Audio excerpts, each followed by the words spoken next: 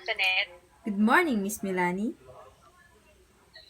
So now I will be asking your thoughts about privacy and security.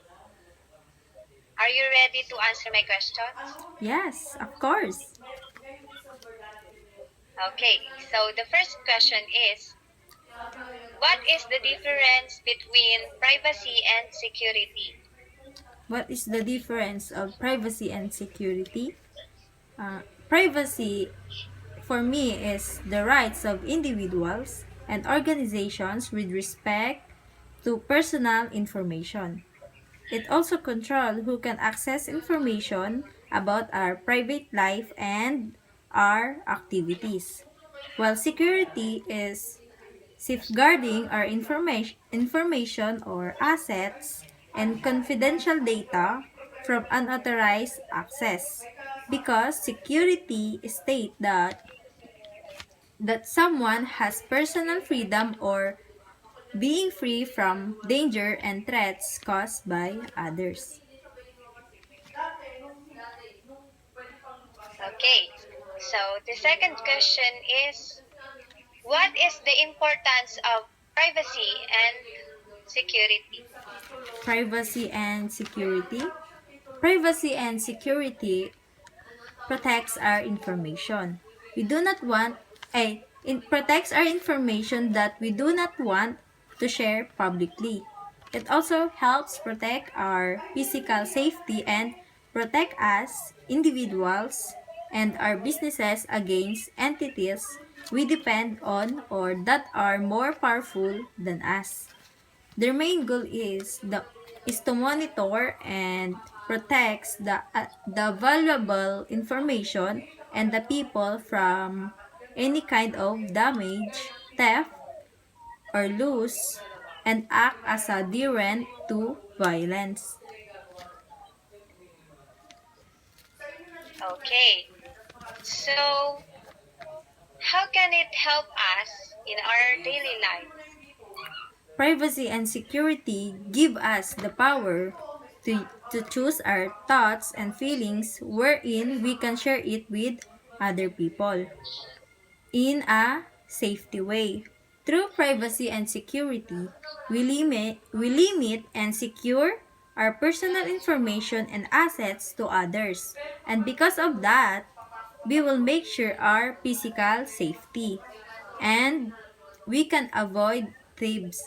We can also protect ourselves from troublesome judgments and we can live in a happy and peaceful life.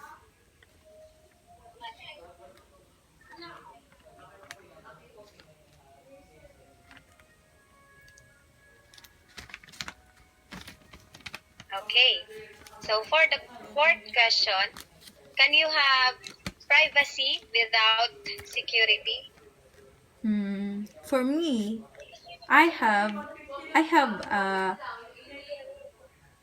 for me, yes, because we have things we do not tell others, and this we can entrust to ourselves without using security, as long as it stays with us and no one else will know. That's why we have a privacy because we have the right to privatize our lives without having to share with others, especially if they do not help us or me and they are not connected to the life I have. So they can respect my decision in life and respect my personal information.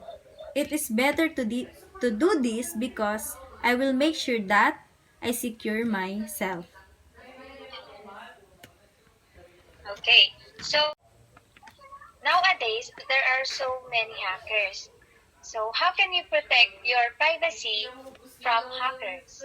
So I will protect my social media accounts or my personal identity in social media when I limit the use of social media and avoiding opening various unnecessary links. I do not post personal information on my social media accounts and don't just provide details to the unknown people. always monitoring my social media accounts on computers and cell phones, and always securing the password that I use, and I use a Gmail account for the confirmation code to find out if someone or anyone else is trying to open my account. Okay, thank you for answering all my questions, Miss Antoinette, and thank you for cooperating the interview.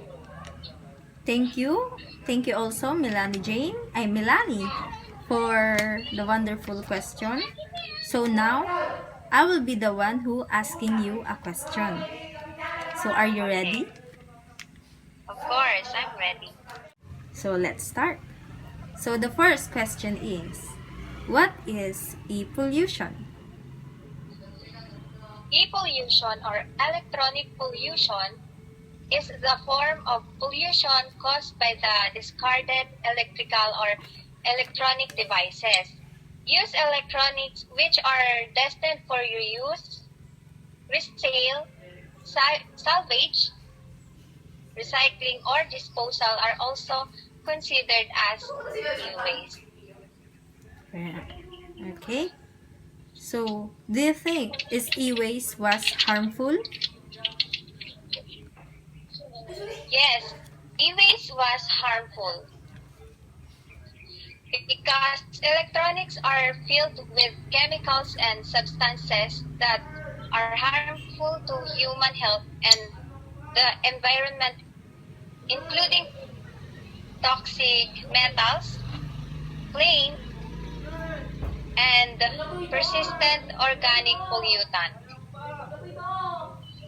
If not recycled, these chemicals can contaminate landfills and enter the water supply through leachate.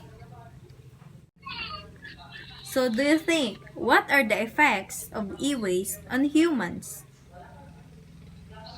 The health effects of toxins from electronic products on human includes birth defects and damage to the brain, heart, liver, kidney, and skeletal system.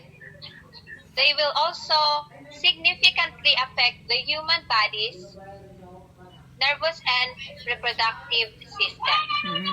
Okay. So the fourth question is, can you give at least 3 ways to control e-waste? Okay, so these are some ways to control e-waste. So first is buy less. By buying things we simply do not need is probably the biggest cause of e-waste. So we need to stop and ask ourselves if we even need a gadget or electronic item before we buy it.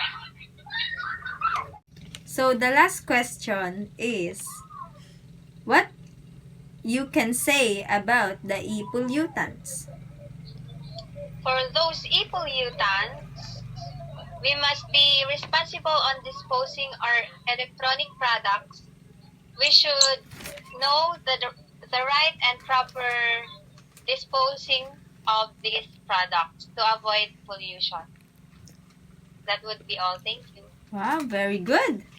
So thank you for answering my question. Thank you.